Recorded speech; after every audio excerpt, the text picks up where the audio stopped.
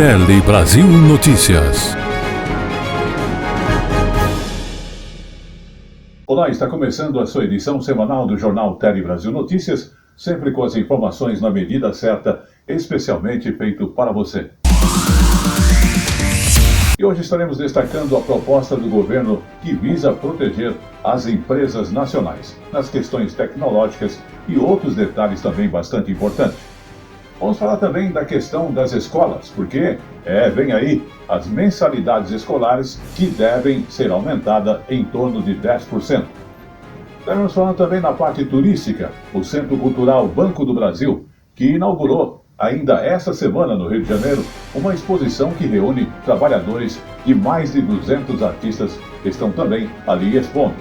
Tudo isso e muito mais outras informações você vai acompanhar nesta edição do Jornal Tele Brasil Notícias. Então, vamos a ela.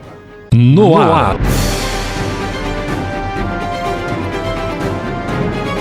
Tele Brasil Notícias.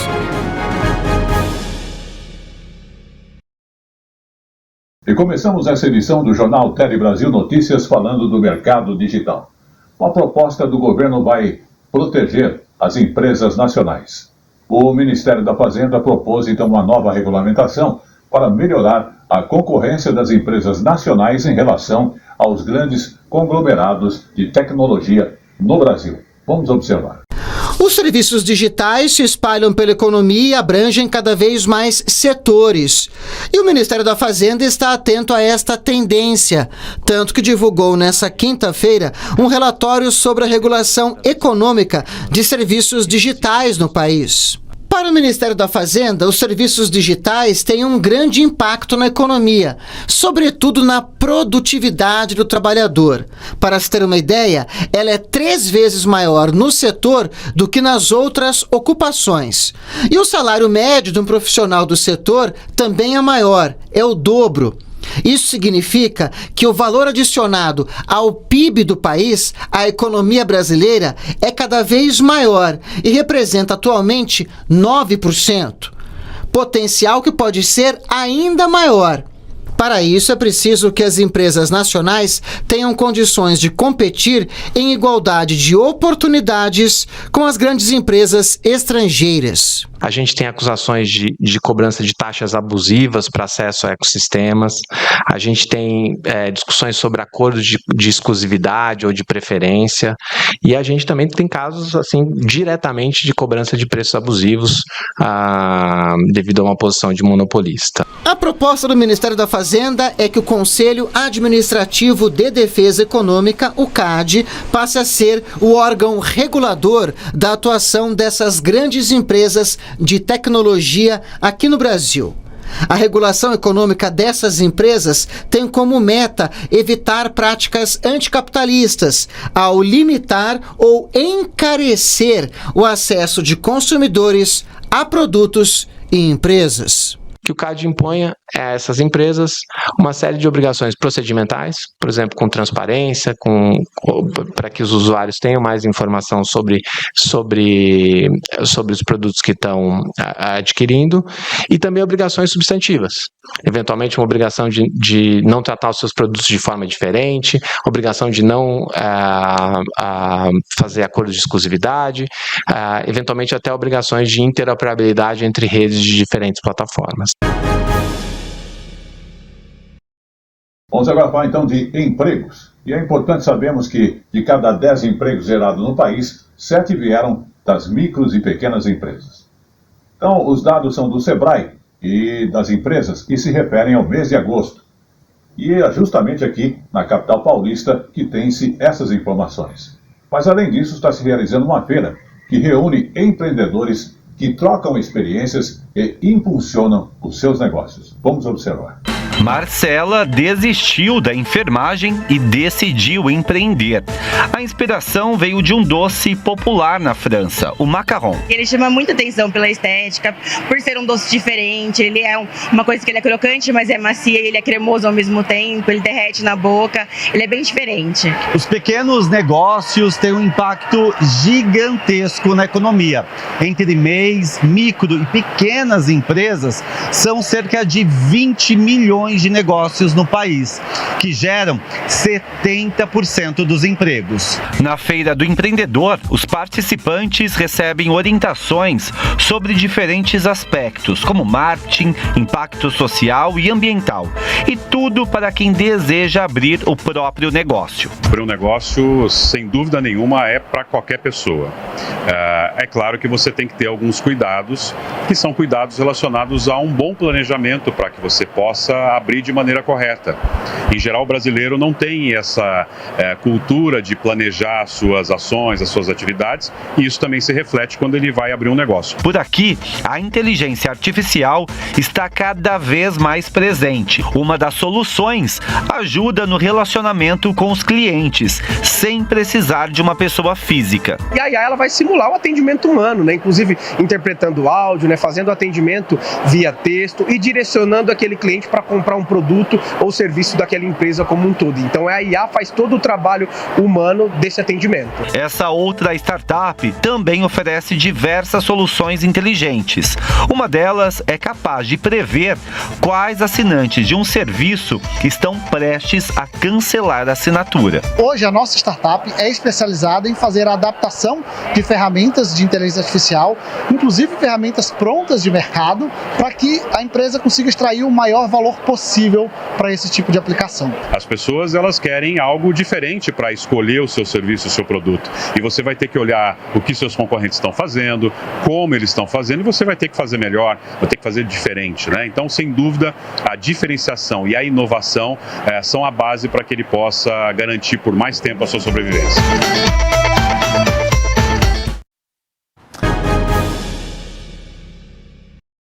Vamos agora então falar das mensalidades escolares, que devem ter aí um aumento em torno de 10%. Isso se refere às escolas particulares. E isso vai acontecer então no ano que vem, 2025. Mas, porém, tem uma ressalva. Algumas escolas podem ter um reajuste ainda maior. Vamos observar. O calendário está em outubro, mas Larissa já está pensando no ano que vem, mais precisamente na educação da filha. Há 3 meses, a família se mudou de bairro e em 2025, Marina vai mudar de escola. Valores diferentes e ainda tem um reajuste anual previsto. Eles me passaram que esses valores que eles têm hoje não é o valor já do próximo ano, que é um valor que vai ser ajustado em torno de 8% a 9%, que eles me passaram, né? A maioria das escolas. Nunca chega a 10%, mãe. A resposta é sempre essa. Mas é um valor alto, porque a mensalidade ela já está alta. Um estudo realizado em todo o país aponta que as escolas particulares devem reajustar as mensalidades em 2025 entre 8% e 10%, acima da inflação prevista pelo Banco Central para o fim de 2024, 4,3%. Para a Bahia, o sindicato da categoria aponta que algumas escolas podem apresentar um reajuste acima desse percentual. Eu tenho ouvido números que vão entre 8% e 11%. Mas pode ter coisa a menos, pode ter coisa a mais. Depende da necessidade de cada escola. Esta escola, que atende a cerca de 400 estudantes, do maternal ao 9º ano do ensino fundamental, já definiu o reajuste para o ano que vem, 8,8%. Entra nessa conta, por exemplo, a construção desta sala e a contratação de 2 psicólogas, o que atende à Política Nacional de Atenção Psicossocial nas comunidades escolares. Segundo essa advogada, as escolas devem apresentar qual será o reajuste no mínimo 45 dias antes do início do ano letivo. Fazer o levantamento de custos, entender o que faz sentido dentro daquela instituição de ensino, dentro da entrega, tecnologia, que é uma coisa que precisa estar sempre visto hoje, a questão do acolhimento e da inserção das crianças que têm algumas questões especiais. Então faz uma planilha para entregar e que essa razoabilidade venha dentro de uma média de mercado. Vamos agora falar então de educação. Mais uma pesquisa que está avaliando o impacto dos celulares nas escolas. Essa pesquisa ela avaliou a impressão que as pessoas têm sobre o uso dos celulares nas escolas. Os dados são do Instituto Locomotiva, que trabalha em estudos sobre essa questão de comportamento, e também a Question Pro, uma empresa de pesquisa.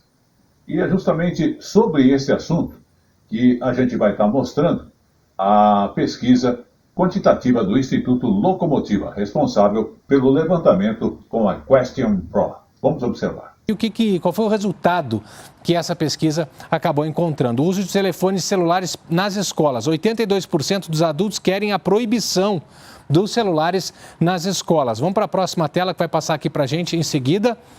94% acreditam que a exposição precoce a celulares é prejudicial a crianças e adolescentes.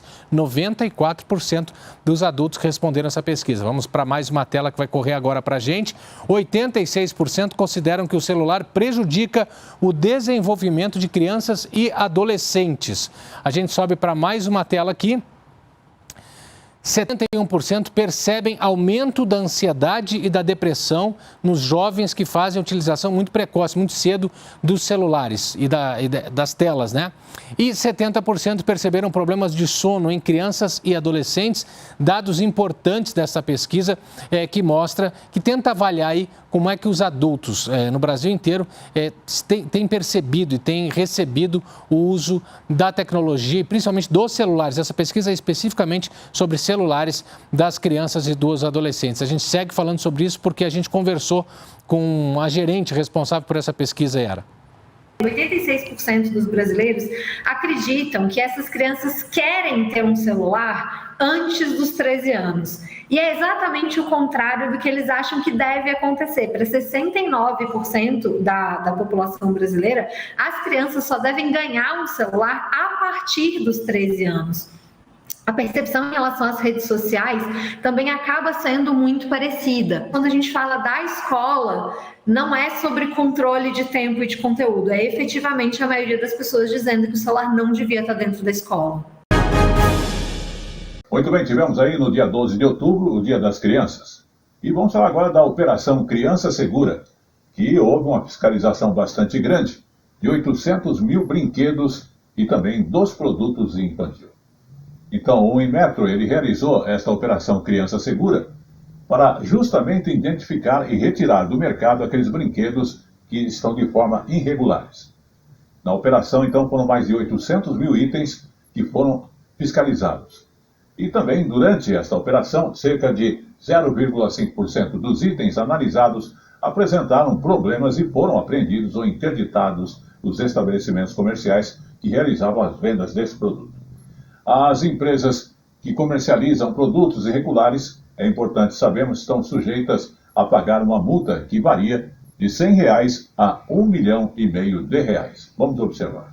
Brinquedos, berços e carrinhos de bebê. Na hora de comprar esses produtos é preciso ter atenção redobrada. Pensando nisso, o Inmetro realizou a Operação Criança Segura. A medida busca retirar do mercado itens com alguma irregularidade, o que inclui recalls, reclamações, denúncias e relatos de acidentes. Foram analisados produtos já regulamentados pelo Inmetro, que trazem na embalagem o selo de conformidade. Nessa operação foram fiscalizados mais de 800 mil produtos regulamentados pelo Inmetro ligados ao público infantil. Desses, em torno de 0,5% tinham alguma irregularidade e foram apreendidos ou interditados nos seus estabelecimentos comerciais. As empresas que vendem os produtos irregulares estão sujeitas a multas que vão de 100 a R$ 1,5 milhão de reais. E atenção para as dicas na hora de comprar. Além de verificar a faixa etária indicada, é preciso ficar de olho se tem o selo do Inmetro. Alguns cuidados devem ser observados pelos pais e responsáveis ao oferecer brinquedos para as crianças. O primeiro deles é que a compra deve ser feita em estabelecimentos regulares, em lojas regulares. É importante também que o responsável guarde a nota fiscal de compra para qualquer eventualidade, qualquer reclamação posterior. É importante que o responsável observe se o brinquedo possui o selo de identificação da conformidade do Inmetro na embalagem do produto. Ele pode ser colado ou impresso na própria embalagem. Esse selo possui um número de registro no Inmetro. Esse número pode ser conferido no site registro.inmetro.gov.br. Ao colocar esse número nesse site, o responsável pode verificar se aquele produto é realmente o produto que usa aquele selo ou se trata-se de um selo falso ou enganoso. Vamos agora falar sobre saúde, porque nessa semana foi comemorado o Dia da Pessoa com Deficiência Física. E lembramos que esta luta, ela continua no dia a dia por uma sociedade mais inclusiva. Vamos observar. Ekaterine é psicóloga, trabalha no judiciário há 28 anos e conta sobre as dificuldades que enfrenta no dia a dia de cadeirante. A minha deficiência impacta muito mais nas questões quando há falta de acessibilidade arquitetônica. Agora ela ajuda na criação de políticas de acessibilidade para outros servidores com deficiência. Quando uma pessoa com deficiência ingressa na casa, a gente já faz esse acolhimento inicial, tentando entender quais são as demandas. Se é uma mudança no espaço físico, ou se é uma questão atitudinal, para a gente orientar as chefias. A população com deficiência no Brasil é de mais de 18 milhões de pessoas, 9% da população, segundo o IBGE. Desses, 26% têm empregos e 55% estão na informalidade. A baixa escolaridade dificulta a entrada e ascensão das pessoas com deficiência no mercado de trabalho. A taxa de analfabetismo das pessoas com deficiência foi de mais de 19%, enquanto para as pessoas sem deficiência foi de 4,1%. 63% das pessoas com deficiência não tinham instrução ou apenas o fundamental incompleto, contra 29,9% das pessoas sem deficiência. Cerca de 25% das pessoas com deficiência concluíram o ensino médio, enquanto 57,3% das pessoas sem deficiência tinham esse nível de instrução. No ensino superior, 7% das pessoas com deficiência concluem essa etapa, 13 pontos percentuais a menos que as pessoas sem deficiência. É preciso que as prefeituras, os governos estaduais criem programas para, primeiro, atrair, identificar as pessoas com deficiência, descobrir por que elas não estão conseguindo concluir seus cursos e montar programas específicos para isso. Vamos agora dos pedágios e o Ministério dos Transportes, que propôs a cobrança automática de pedágios. E tudo isso aconteceu dentro dessa semana. Então, o Ministério dos Transportes apresentou essa proposta de pedágios eletrônicos automáticos para ser aplicada em todo o país. Como o sistema funciona com cobrança automática, lógico que os condutores não precisarão parar o veículo para fazer o pagamento. Vamos observar. As concessionárias terão 180 dias para atualizar os sistemas assim que a resolução for publicada no Diário Oficial da União. A medida vale para todo o país, com notificação da cobrança e pagamento por meio da carteira digital de trânsito. Os motoristas vão ter 30 dias para pagar o pedágio. A falta de quitação após esse prazo será considerada infração grave, com multa de R$ 195 e 5 pontos na carteira. E o condutor, é claro, ainda assim vai ter que saldar o débito do pedágio. A identificação do veículo será feita pela placa ou pelo uso de tag, equipamento com tecnologia de radiofrequência. E outra novidade é a possibilidade de pagamento por trecho percorrido. Hoje as cobranças são feitas independentemente da quilometragem, prejudicando motoristas que moram perto das praças de pedágio.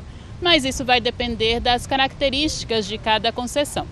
Para o governo, o uso da tecnologia contribui para a maior fluidez do trânsito e para a redução na emissão de carbono com dispensa de espera em praças de pedágio, além de menor desgaste dos pneus e dos freios. E chegou agora no Tele Brasil Notícias o nosso Momento Jurídico. O Momento Jurídico hoje aborda a questão do imposto de renda. Então, após o prazo de entrega, retificação no imposto de renda deve seguir a modalidade usada para transmitir a declaração. Vamos observar que é uma decisão da segunda turma do Superior Tribunal de Justiça. Segunda turma do Superior Tribunal de Justiça decide que após o prazo de entrega, retificação no imposto de renda deve seguir modalidade usada para transmitir declaração. Uma informação digitada errada ou a falta de um dado obrigatório. Para corrigir um erro na declaração de imposto de renda, o contribuinte pode entregar a declaração retificadora. Mas existem alguns dados que não podem ser alterados. A segunda turma do STJ entendeu, por exemplo, que após o fim do prazo para entrega da declaração do imposto sobre a renda da pessoa física, eventuais retificações devem ser feitas utilizando a mesma modalidade escolhida na transmissão do documento para a Receita Federal, se completa ou simplificada. O processo teve origem depois que um contribuinte solicitou à Receita a retificação das declarações dele referentes aos exercícios de 2005 a 2008. Ele alegou que desconhecia a obrigatoriedade de declarar os bens que possuía no exterior e que, ao tentar corrigir a declaração, o sistema não permitiu a alteração da modalidade simplificada para completa. A sentença que concedeu o mandado de segurança foi mantida pelo Tribunal Regional Federal da Terceira Região. No recurso especial dirigido ao STJ, a Fazenda Nacional alegou que a escolha não pode ser alterada mediante declaração retificadora apresentada fora do prazo previsto para a entrega, por não configurar erro apto a autorizar a retificação. O relator do recurso, o ministro Afrânio Vilela, destacou que o erro passível de retificação não se refere à troca de modalidade de declaração, mas sim a aspectos como a identificação do sujeito passivo, a alíquota aplicável, os documentos relativos ao pagamento ou o cálculo do montante devido. Vamos falar agora do mundo da comédia e também dos comediantes. Mas essa semana tivemos uma perda muito importante no mundo das comédias e também dos comediantes. Aqui em São Paulo houve a morte então do Ari Toledo, que tinha 87 anos e estava internado no Hospital Sírio-Libanês. Vamos observar mais de perto outras informações. Ari Toledo nasceu em Martinópolis, no interior de São Paulo, em 1937. Foi casado por mais de 40 anos com a também comediante Marli Marley, falecida em 2014. Começou a carreira artística aos 20 anos na capital paulista, onde atuava no Teatro Arena. Mas logo viu que gostava mesmo era do humor. Por mais de 60 anos apresentou-se contando piadas. Escreveu também peças de teatro com Gianfrancesco Guarnieri e Augusto Boal. Por causa do humor irônico, foi preso durante a ditadura militar. Nos anos 60, participou de programas musicais de televisão. Um dos destaques na época era a canção Pau de Arara, composta por Vinícius de Moraes e Carlos Lira, que contava as mazelas da dura vida de um retirante nordestino. Puxa vida, não tinha uma vida pior de caminho. Que vida danada, que fome que eu tinha, zanzando na praia, pra lá. Pois é, o tempo passa, estamos chegando no último trimestre do ano e é importante lembrarmos que ele reúne datas importantes para o comércio. Tivemos aí o Dia das Crianças, pois vem o Black Friday e também o Natal, que devem movimentar a economia e gerar empregos. Vamos observar nesta reportagem da Rede Minas, emissora da Rede Nacional de Comunicação, outros detalhes sobre esta data e o final do ano e também a parte comercial. Então é Natal? Em outubro? Na loja especializada em decoração, o tema natalino está montado desde o mês passado para atender aos lojistas e consumidores. Para esse ano, a empresa reforçou a importação e conseguiu negociar bons preços, o que vai ajudar nas vendas. A expectativa, na verdade, é de um crescimento de 20% nas vendas, em tudo que a gente está planejando para esse ano. O Dia das Crianças está batendo a porta. A Black Friday já tem data marcada, 29 de novembro, e já virou tradição as ações comerciais começarem dias antes e se estenderem no fim de semana. 3 datas com grande apelo emocional e também com o atrativo das promoções. Este super trimestre deve movimentar em Belo Horizonte 6 bilhões de reais. Nós estamos com uma taxa de desemprego menor da série histórica. Nós estamos com a inflação, apesar dela estar alguns núcleos sofrendo pressão, mas ela está caminhando de forma benigna. Então isso tudo são conjunções de fatores que possibilitam que as pessoas tenham mais renda disponível para pagarem suas dívidas, tanto que a inadimplência sofreu uma desaceleração e mais renda para o consumo. Já tem gente fazendo planos para o 13º salário e o ânimo do consumidor está lá no alto. Já podemos gastar mais e presentear a família. Fim de ano a gente sempre quer presentear a família, amigos. A economista da CDL recomenda que o otimismo tem que vir acompanhado de planejamento e cautela. As pessoas têm que ter um consumo consciente para evitar evitar esse endividamento além da sua capacidade de pagamento, porque isso vai gerar uma inadimplência. E início do ano a gente sabe que tem um monte de compromisso. E como eu falo sempre, tudo que é bom dura pouco, e o Tele Brasil Notícias está chegando ao seu final, agradecendo a sua audiência aqui no Brasil ou em qualquer parte do mundo. Também vamos, antes de encerrar, falar um pouquinho sobre o Centro Cultural Banco do Brasil, lá no Rio de Janeiro, que inaugurou esta semana uma exposição que reúne trabalhos de mais de 200 artistas. A mostra, então, comemora os 35 anos da criação da CCBB aqui na capital carioca. Vamos observar. Um uniforme das Paquitas, uma réplica do capacete de Ayrton Senna, vários vinis e capas de revistas antigas. Objetos que são a cara da década de 1980 no Brasil. Em meio a essa atmosfera, esta exposição traz um panorama das artes plásticas do período. Grande parte dos artistas aqui mostrados começaram a carreira ali entre final de 70 e comecinho dos 90. Também tem um dado que são pessoas que já têm mais ou menos 4 décadas de carreira, e eu acho que é muito bacana a oportunidade de poder reuni-los numa mesma exposição, porque são artistas também que estão em lugares institucionais muito diferentes. A exposição e essas pesquisas estão todas muito importantes desses artistas, porque faz a gente repensar os anos 80 e faz a gente pensar também o que quer dizer essa produção hoje em dia. Além da presença de artistas consagrados como Vicky Muniz, Beatriz Milhazes, Luiz Zerbini e Adriana Varejão, a exposição apresenta a diversidade da produção nacional, ao ter trabalhos de artistas de todas as regiões do país. Mais de 300 obras de arte, além de cerca de 400 itens dispostos em 8 salas aqui no CCBB. A exposição Full Gás, Artes Visuais e Anos 80 no Brasil também se refere à década em que o Centro Cultural Banco do Brasil do Rio de Janeiro foi inaugurado. O Centro Cultural Banco do Brasil Rio de Janeiro está comemorando esse ano 35 anos. Nós nascemos na década de 80, em 1989, e conquistamos uma representatividade muito grande no cenário cultural. Passaram por aqui 60 milhões de pessoas e nós fazemos parte de um ranking internacional. Nós estamos entre os 100 museus mais visitados do mundo.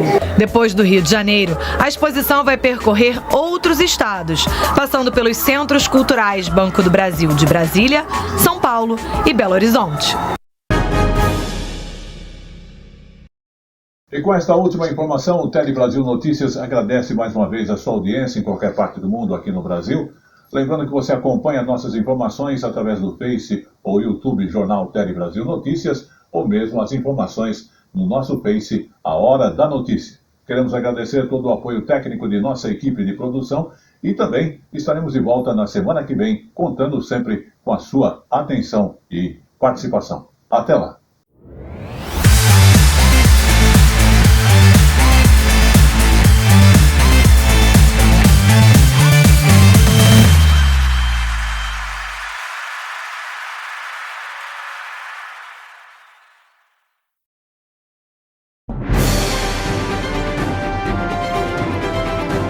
Tele Brasil Notícias.